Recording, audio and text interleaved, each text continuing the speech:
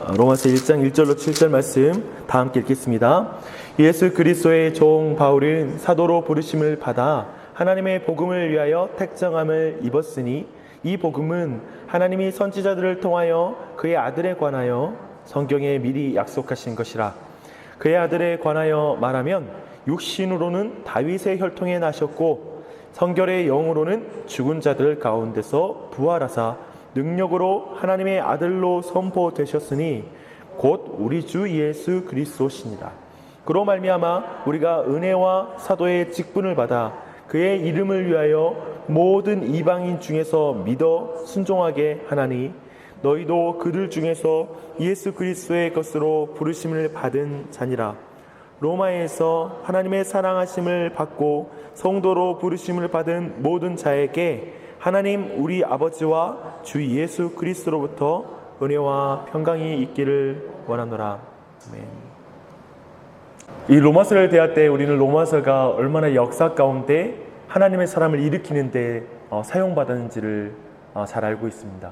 왜 시대마다 하나님은 로마서를 통하여서 어두운 시대를 밝히는 등대와 같은 사람들을 일으키셨을까 했을 때 우리는 사람들을 변화시킨 것은 하나님의 복음, 즉 로마서에 담긴 복음이라는 사실을 주목해야 됩니다.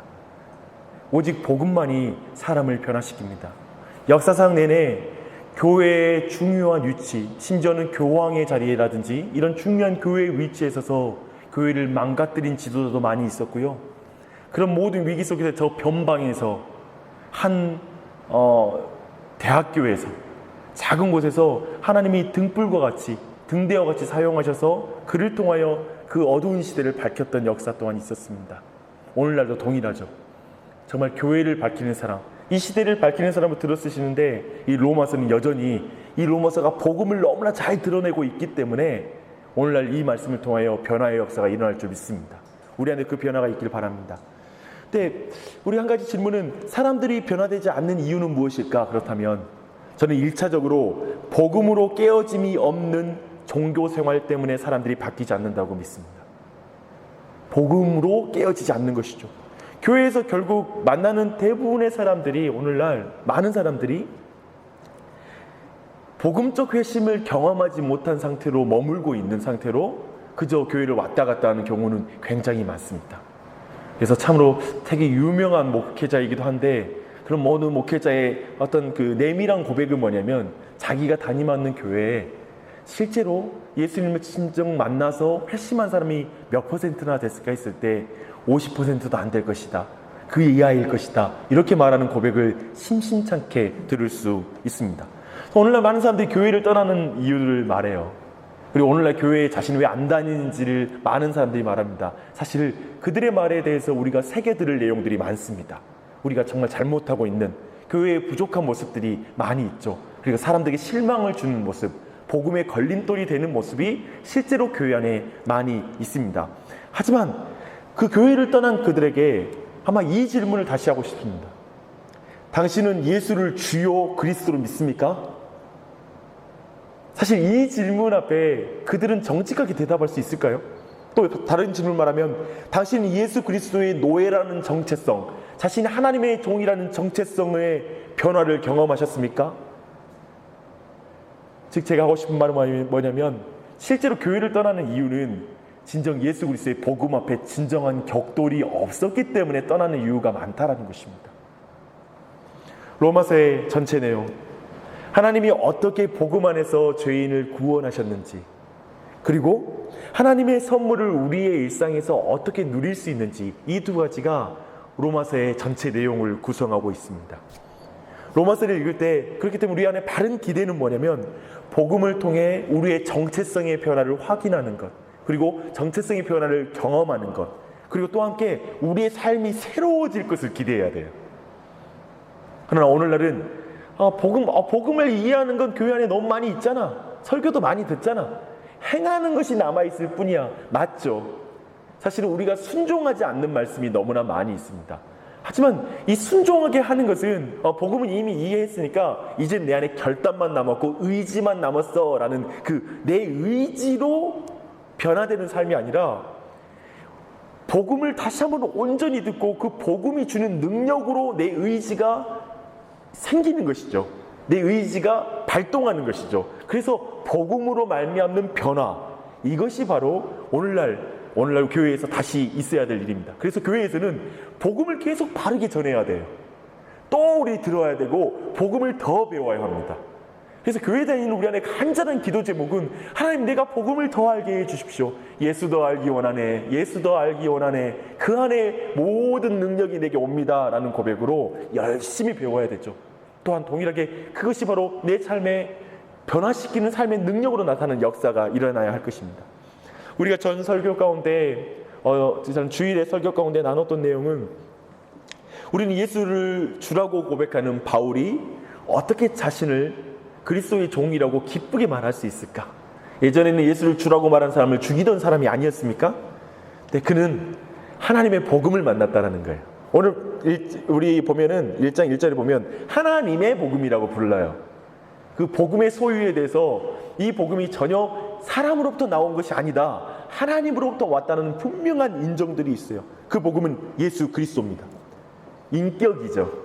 그 복음은 그리스도의 탄생과 그리고 부활, 그리고 그 사이에 있었던 모든 예수 그리스도의 행하심, 이 모든 게 복음입니다.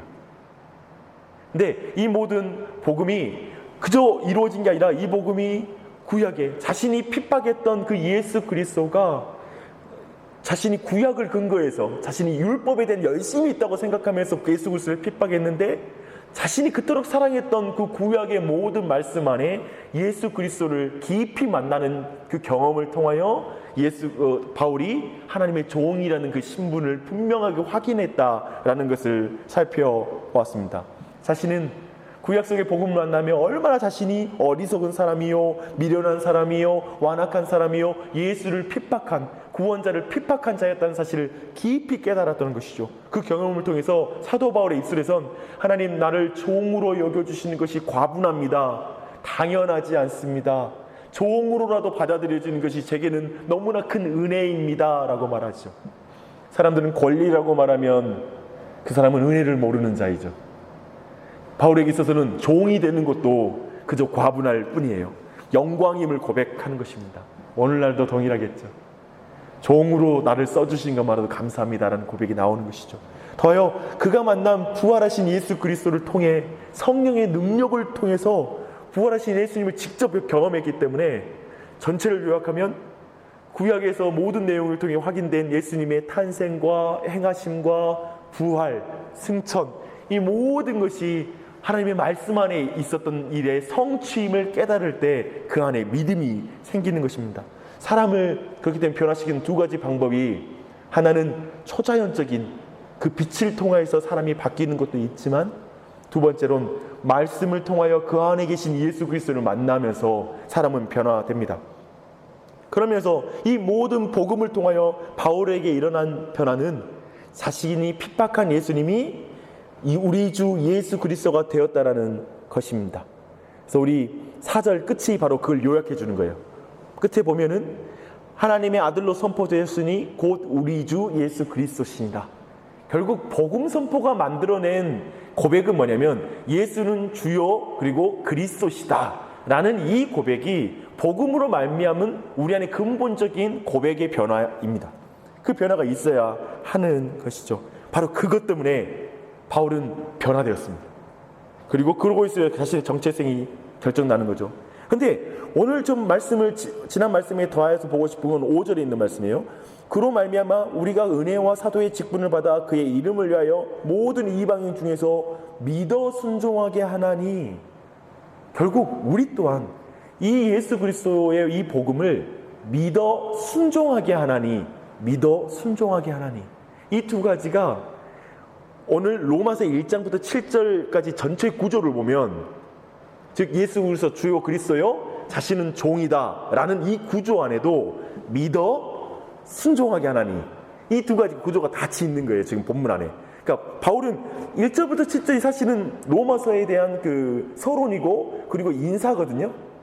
그 로마에 있는 사람들에게. 근데 인사 자체가 이미 복음으로 말미암는 자신의 정체성, 그리고 복음이 무엇인지 이미 사도 바울 이 자신이 복음에 사로잡힌 자예요. 복음 외에는 자신을 설명할 방법이 없는 자, 복음 외에는 어떻게 교회에 뭔가를 전할 것이 없는 자로서의 분명한 내용이 그저 인사말에도 사람 마음 녹이는 말이 아니라 참으로 복음으로만 그가 온전히 지금 뭘 전하려고 하는지 분명하고 드러내고 있다는 사실입니다. 오늘 복음은 믿어 순종하게 하는 이 말씀 안에는 복음은 주인을 바꿔요. 내가 세상의 주인이 되는 것이 아니라 하나님을 왕으로 주로 모시는 거죠. 믿어 순종하게 하는 이 안의 의미는 무엇입니까? 믿음뿐 아니라 순종도 해야 구원을 받을 수 있다는 가르침이 아니에요. 예수님을 주인이요 왕으로 전적으로 신뢰할 때 행위가 나온다는 말이에요. 행위는 믿음의 결과이지 구원을 받기 위한 조건이 아니다라는 걸 믿어 순종한다라는 말에 있는 것이죠. 두 번째로 볼 수 있는 건 참된 믿음을 가지면 순종하는 삶을 살게 된다는 의미예요. 복음은 근본적으로 사실은 하나님 나라로의 초대거든요. 그러니까 이 세상 나라, 자기 나라에 살다가 자기가 왕이 되어 사는 세상에서 예수 그리스도가 통치하는 그 나라. 그렇기 때문에 복음 자체가 뭐냐면 예수님의 통치로의 초대예요. 예수 믿으실래요? 이 말은 뭐냐면 예수님을 왕이요 주로 모시는 그 예수님의 통치를 받는 그 곳으로 나오실래요? 라는 게 복음 전파예요. 그렇다면 어떻게 이 통치를 받는 것이 어떻게 가능하고 그리고 이것이 얼마나 놀라운 일인지를 다루는 게 로마서예요. 어떻게 이 통치를 받을까? 그리고 어떻게 이것이 얼마나 놀라운 은혜인가를 말해주는 게 나머지 로마서 전체의 내용입니다. 이제 말씀을 마무리하겠습니다. 그렇기 때문에 우리가 전체를 생각해 볼 때 우리는 복음이 무엇을 의미하는지 모르고 교회에 들어온 많은 사람을 만나게 됩니다. 여전히 주인으로 교회에 들어온 이들이 변화되지 않는 그 육적인 그리스도인들을 우리는 많이 보고 있습니다. 그래서 우리가 기도해야 될 건 뭐냐면 그들이 복음을 듣는 교회가 되도록 기도해야 되고요. 그들이 참된 복음 앞에서 그들이 변화되어질 수 있게 해달라고 간구하는 기도가 나와야 됩니다. 그래서 복음은 근본적으로 정죄받은 인간을 위한 하나님의 치료제가 복음이다. 그게 로마서다라는 것이죠. 그래서 로마서를 통하여 우리 교회에 그 모든 불신자들, 육적인 그리스도인, 자신이 주인된 사람들 안에 놀라운 회심이 일어나는 그 은혜가 있기를 간구하십시다. 두 번째는 우리는 종교적인 행위로 구원을 얻는 것처럼 사는 율법적인 신앙을 굉장히 많이 봅니다. 늘 두려움과 의무감만으로 행위를 하는 그 사람들을 만나게 되는 것이죠. 그들이 변화되게 해주십시오. 그걸 간구하십시다.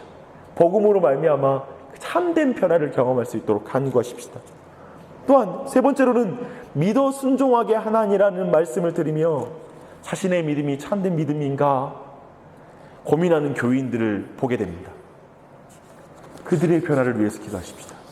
그들이 로마서를 통하여 분명한 복음 가운데 자신의 믿음을 확인하는 그리고 믿음을 새롭게 하는 기회가 되었으면 좋겠습니다. 네 번째는 여전히 오염되고 죄로 지친 마음과 격렬하게 싸우는 그리스도인들이 우리 안에 있습니다. 그들을 치료하는 복음을, 그들 또한 치료하는 복음을 만나야 합니다. 그게 로마서입니다. 그래서 강력한 빛으로 눈뜬 봉사였던 그 바울을 깨뜨린 예수 그리스도를 만나는 은혜가 우리에게 있는 것이죠. 여전히 우리 또한 그 은혜가 필요한 거예요. 그래서 말씀에서 바울을 뒤집어 놓은 하나님의 복음을 깨닫은 그 내용, 그게 복음 로마서이잖아요. 구약과 그 모든 내용 안에 있는 예수 그리스도를 증거하는 것. 그 놀라운 그걸 공부하는 가운데 많은 사람들이 또한 변화되어지는 그 은혜가 우리 안에 있었으면 좋겠습니다. 이 시간에 같이 기도하십시다.